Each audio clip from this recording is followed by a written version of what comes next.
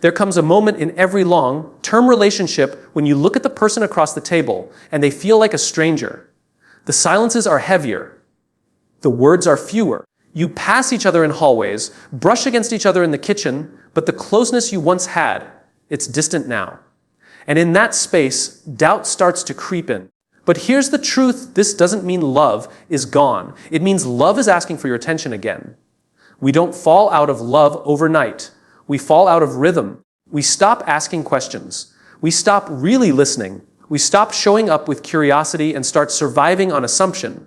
We assume we know what they're thinking. We assume we know who they are. But people change. So if you're not staying curious, you're falling behind in knowing who they're becoming.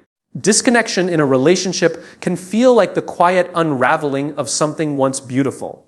You wake up next to someone who used to be your best friend, your safe place, your home, and now it feels like there's a wall between you. The conversations are shallow, the silences grow longer, and the affection that once flowed easily now feels forced or absent. It's easy in these moments to think, this must be the end. But the truth is, disconnection doesn't mean it's over. It means it's time to begin again. Every meaningful relationship goes through seasons. There are moments of deep closeness, and there are stretches of distance. Life gets busy. Stress takes its toll.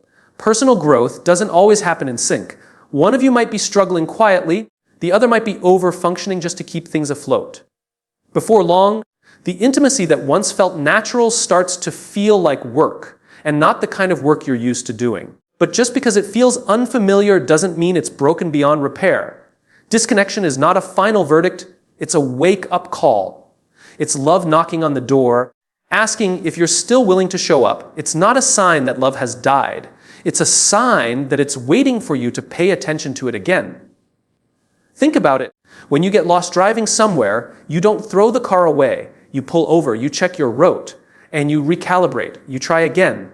The same logic applies to love. Feeling lost doesn't mean you can't find your way back. It just means you need a new map. In fact, many couples who make it through emotional disconnection often say that what they found on the other side was deeper, richer, and more honest than what they had before. That's because starting again doesn't mean pretending like nothing happened. It means acknowledging that something did happen, and still choosing to build something real in its place. Starting again begins with honesty. Not blaming, not accusing, but simply saying, I miss us, or something feels off and I want to understand it. Vulnerability is the first step to reconnection. Not demanding change, but creating space for openness. Because when we feel disconnected, what we often crave isn't just solutions. It's to feel seen, heard, and valued again. It also means being willing to let go of the version of the relationship you had in the past. Maybe that version was based on who you both were back then. But people grow. Priorities shift. The love that lasted then may not be enough for who you are now, and that's okay.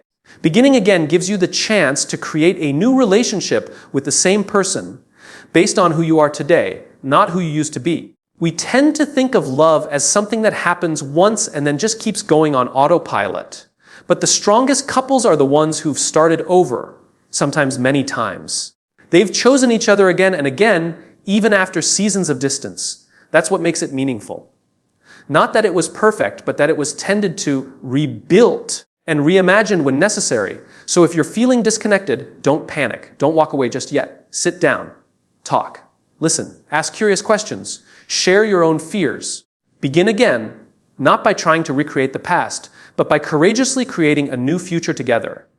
Disconnection is not the end of the road. It's the invitation to take a different route. Together. Love without curiosity slowly becomes a quiet routine, a predictable rhythm that may feel comfortable but lacks depth. In the beginning of most relationships, we're naturally curious. We ask questions. We listen intently. We notice the smallest things, the way they laugh, the things they're passionate about, their childhood memories, their dreams. That curiosity builds intimacy because it communicates one simple message: I want to know you. But as time passes, we stop asking. We assume we know who our partner is. We trade discovery for convenience. We fill our days with responsibilities, distractions, and assumptions. The conversations shrink to logistics: who's picking up the groceries, what time the kids need to be picked up when the next bill is due. Slowly, The person we once explored deeply becomes familiar, but not fully known. And in that familiarity, intimacy begins to fade. Curiosity is what keeps a relationship alive. It's the spark behind emotional closeness. It's the thing that says, you matter enough to me that I want to keep learning you. People are not static. We're constantly evolving. What we loved 5 years ago may no longer resonate. What we feared then may no longer scare us. Without curiosity, we miss those changes. We miss the chance to meet our partner again and again in new, meaningful ways. Familiarity without curiosity is not love. It's complacency. It's the belief that just being around each other is enough. But presence without engagement doesn't create connection. It creates distance. You can sit next to someone every day and still feel miles apart if you've stopped being curious about who they are becoming. It's easy to think that once we know someone, we're done. That the learning phase is over and now we just maintain. But the truth is, love is never static. It demands that we keep showing up, not just physically, but mentally and emotionally. To be curious is to be awake in the relationship, to notice the shifts in their tone, the unspoken heaviness, the small joys they might not mention out loud unless you ask. Curiosity doesn't require grand gestures. It's the small things that make the biggest difference. It's asking, what's something that made you smile today? Instead of just, how was work? It's saying, what's been on your mind lately? Not just, did you take out the trash? These moments open doors. They invite closeness. They signal that you care about what's happening inside, not just outside. Intimacy is built in layers, and curiosity is the tool that peels back those layers one by one. Without it, love becomes surface level. You start to feel like roommates instead of partners. You might still care deeply for each other, but the emotional closeness fades because the relationship isn't growing, it's standing still. The danger of familiarity is that it creates the illusion of knowing. But intimacy doesn't live in assumptions. It lives in discovery, in wonder, in choosing to lean in and ask, even when you think you already know the answer, even when you've been together for years, especially then. So if your relationship feels dull, if the spark seems gone, don't look for something new. Look again at what you already have with fresh eyes and open questions. Your partner is still a mystery waiting to be explored.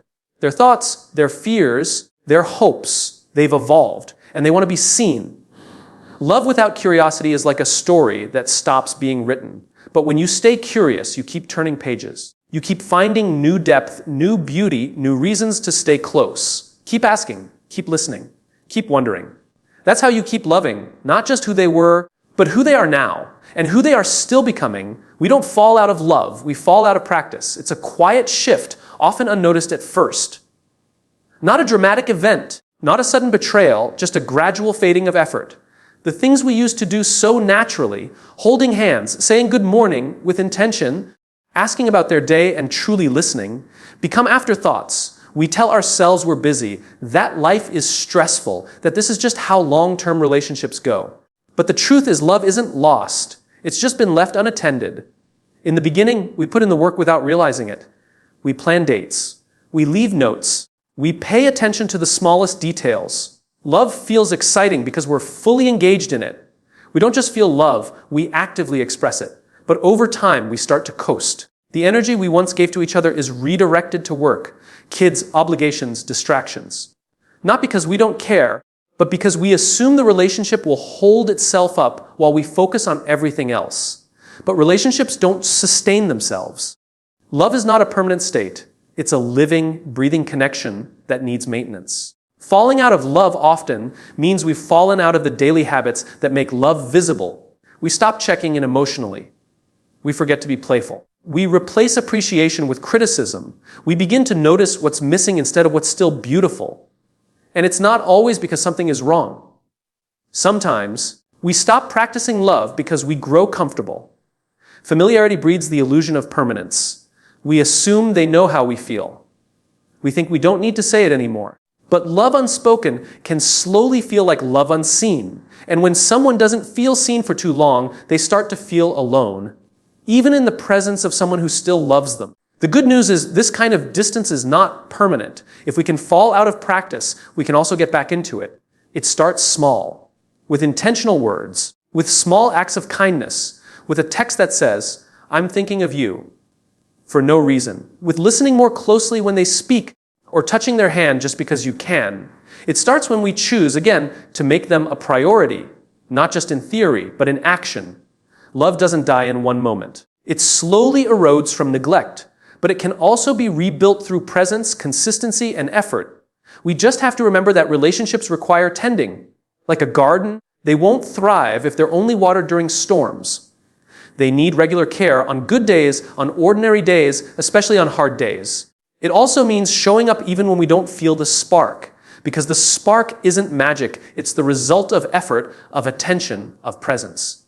When we practice love daily, the spark reignites. It's not gone. It's waiting to be fanned back into flame. So if you're sitting next to someone you care about but feel distant from, ask yourself, when was the last time I practiced love? Not just felt it, but practiced it.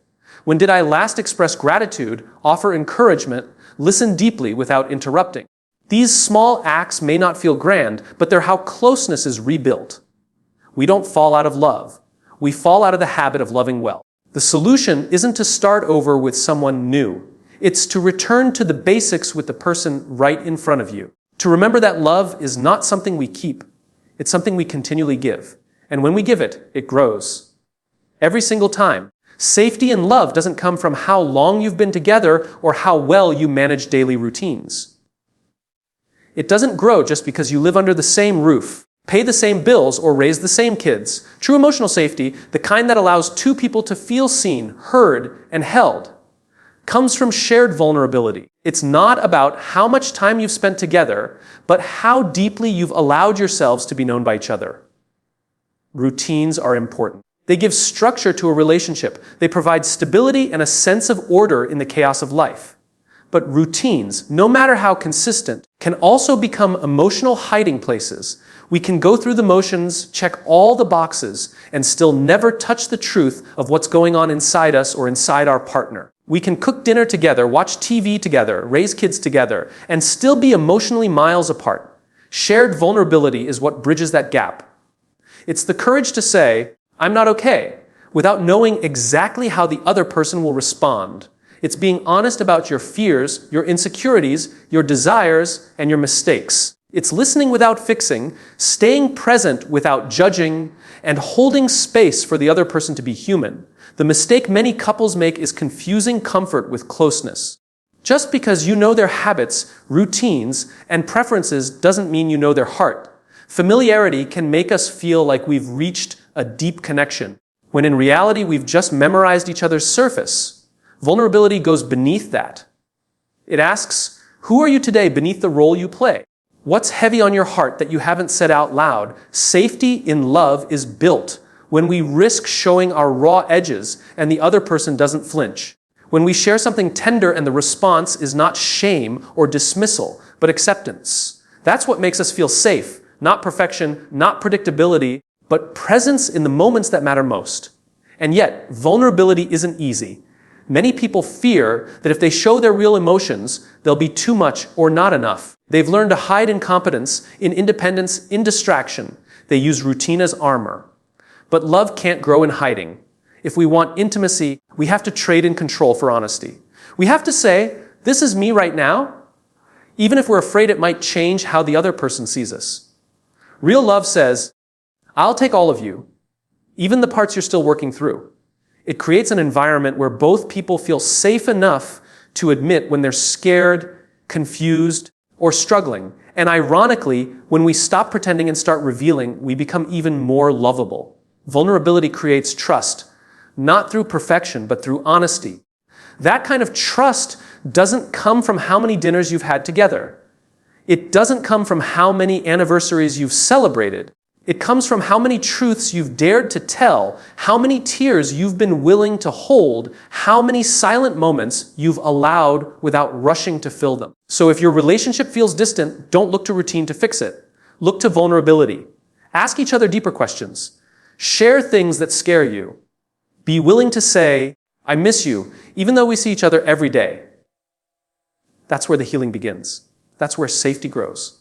Because in the end, love isn't safe because it's familiar. It's safe because you've been brave enough to be real with each other and still chosen to stay. Closeness in a relationship doesn't come from simply staying together. It doesn't come from being in the same house, sharing a bed, or sticking it out through the years. Closeness comes from choosing each other intentionally, consistently, and emotionally again and again. Staying might mean you're physically present, but choosing means you're emotionally engaged. And the difference between the two is everything. There are countless couples who stay together but feel worlds apart. They share a schedule, maybe even a family or a business, but they no longer share themselves. They've fallen into the rhythm of survival, handling responsibilities, making plans, solving problems, but they've stopped choosing each other in the ways that matter most. They stopped asking, "How can I show up for you today?" and started assuming the relationship would run on autopilot. But love isn't maintained by presence alone.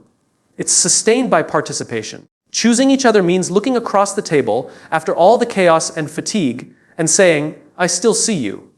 I still want this. I still choose you." It's a decision that has to be made not just once at the beginning, but over and over in the middle, especially in the middle. The middle is where the spark can fade, where routines replace passion, where misunderstanding quietly takes root. And in that space, staying without choosing slowly erodes intimacy. Choosing means effort. It means noticing the small things. It means staying curious about your partner's thoughts, feelings, and growth. It means asking how they're really doing, not just accepting, "I'm fine." It means planning small moments of joy, even when life is overwhelming. It means initiating connection even when you're tired or distant. It means saying, "Tell me more," instead of changing the subject. That's how closeness grows, not from longevity, but from intentionality. When we stop choosing each other, we begin to drift, not all at once, but slowly, one quiet moment of disconnection at a time. It doesn't happen because we stop loving, it happens because we stop showing it.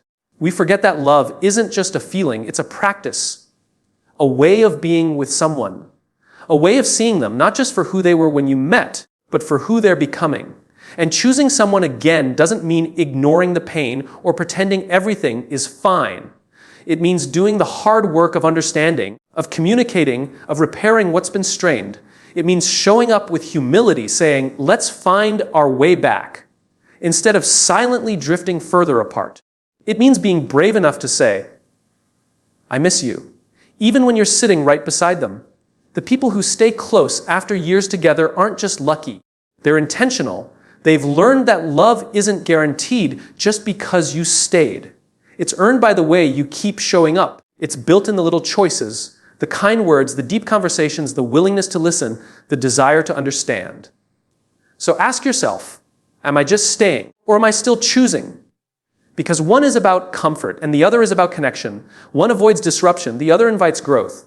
And if you want closeness, real, lasting closeness, it requires choosing each other not just once, but every day. Choose them when it's easy. Choose them when it's hard. Choose them when you're misunderstood, when you're tired, when you feel disconnected. Because love that is chosen, not just endured, is the kind that deepens with time. It's the kind that transforms staying into truly being together. In relationships, we often say that communication is key, but what we usually mean is talking, expressing ourselves, getting our point across, being heard. But the real challenge, the deeper, harder work, isn't in the talking, it's in the listening. And not just hearing the words, but listening without defending. Listening without interrupting. Listening without preparing your response while they're still speaking. That's where the true work of love happens. When someone we care about tells us they're hurt, disappointed, or frustrated, our first instinct is usually to defend ourselves. We want to explain our side. We want to correct what feels misunderstood. We want to justify our intentions. But in doing so, we often shut the door on the very thing we're trying to protect: connection. Because in relationships, defending too quickly can feel like dismissing. And when someone doesn't feel heard, they stop sharing. Listening without defending requires maturity. It requires humility. It asks us to sit with the discomfort of our partner's truth, even when it's hard to hear. Especially when it challenges the image we have of ourselves. Because love isn't about being right. It's about being real. It's about caring more about understanding than about winning an argument. Think about it. When was the last time you shared something vulnerable with someone only to be met with, "That's not what I meant," or you're overreacting, or you always take things the wrong way. That kind of response doesn't bring healing. It builds walls. But when someone responds with, I hear you, or that must have felt awful, or even just a quiet moment of presence, that's when we start to feel safe. That's when we feel seen. The hardest part of listening is that it requires us to take our ego out of the equation, to not make it about us, even when we're the subject. That doesn't mean we become passive or take all the blame. It means we temporarily set aside our need to defend so we can fully understand. Only when we've made space for the other person's feelings can we offer clarity, repair, or perspective. Otherwise, we're just talking at each other instead of with each other. Listening without defending is a form of emotional generosity. It's choosing to make space for your partner's experience, even when it's uncomfortable. It's recognizing that their pain isn't necessarily an accusation, it's an invitation to see the relationship through their eyes, to understand what they need, to grow in how you love them. And it's not just about conflict. Even in everyday conversations, listening without judgment, without distraction, builds intimacy. It tells the other person, oh, your voice matters to me, your inner world matters. That simple act of presence is what strengthens emotional safety. And without emotional safety, love becomes fragile. This kind of listening also requires patience. It's not about fixing the moment quickly. It's about allowing it to unfold naturally. Some truths take time to say. Some emotions take time to reveal. When you don't rush or defend, you create the kind of space where honesty can thrive. And when honesty is safe, connection deepens. So if your relationship feels tense or distant or misunderstood, ask yourself, am I really listening? Or am I preparing my defense before they even finish speaking? That question alone can change the entire dynamic. Because when two people are willing to stop defending and start listening, healing happens. Closeness returns. Trust rebuilds. Talking might open the door, but it's listening, deep, patient, non-defensive listening, that lets love walk in and stay.